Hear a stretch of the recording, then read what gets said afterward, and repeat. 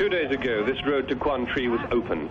Yesterday, it could be used with caution, but today the communists have blown a bridge 3 miles on. There are snipers all along the route, and it is closed to everyone except the refugees.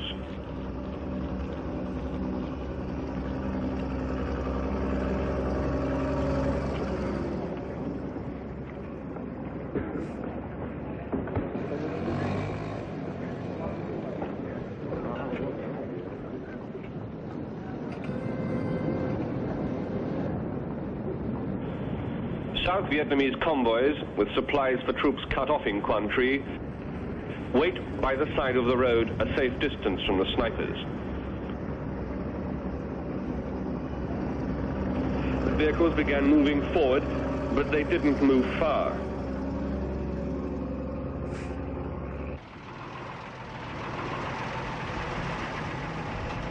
Already some of the lorries have turned back to way.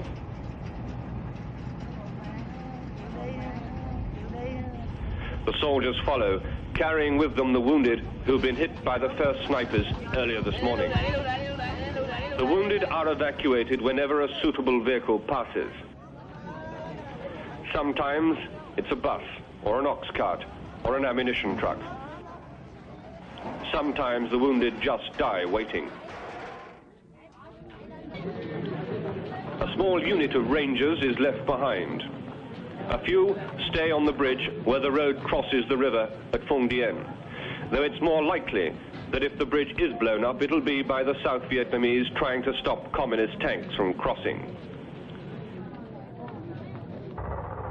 Already, South Vietnamese tanks have been brought back from the hills to the road as the first line of defense, which, in all the fights in the past few weeks, they have shown themselves not to be.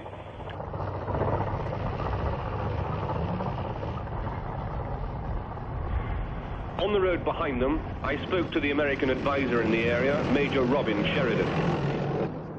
Basically what's happened here, as far as we could tell from our small area here, is that when the refugees were moving south, is the time that the NVA decided they would throw their 130 guns on the highway, and just about 1,000 meters north of us, they were just blowing away the women and kids all day.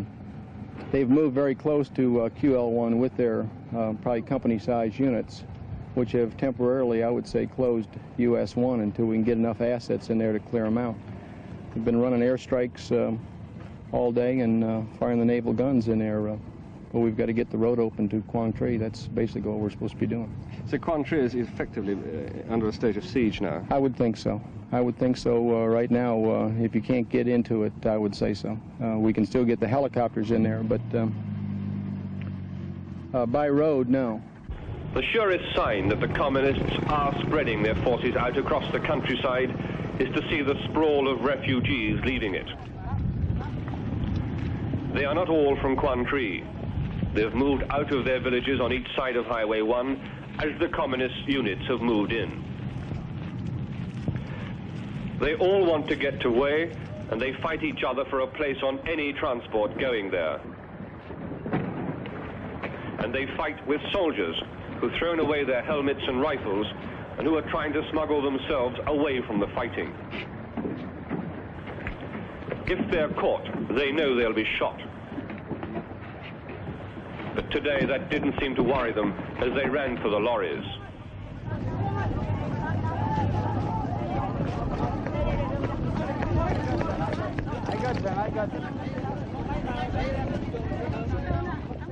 No one here can remember such a flood of refugees south since the last communist offensive during Tet in 1968. The alarming thing is that thousands of South Vietnamese troops have joined them. Alarming because only a few small fire bases are now left between the approaching communist forces and the city of Hue. But at Phong Dien, 10 miles south of Quang Tri, a small company of Marines have stayed in position, despite the odds against them.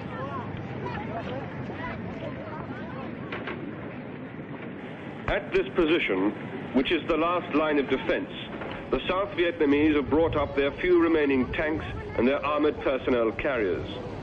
By radio, they are controlled by a South Vietnamese major 800 yards back. With him was an American advisor who was coordinating air attacks and fire from American destroyers who were off the coast 6 miles away. On the right of us, the road from Quang Tri was littered with what was left of a South Vietnamese convoy.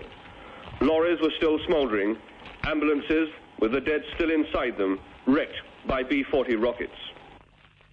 So the story is being repeated up here in the north, except that for Highway 13, we read now Highway 1, and except for An Loc, we now read Quang Tri. The South Vietnamese, despite their overwhelming power in the air, despite their artillery and strength on the ground, are now retreating back towards Hue, which is what the communists are after. Michael Nicholson, News at 10, on the road to Quang Tri, South Vietnam.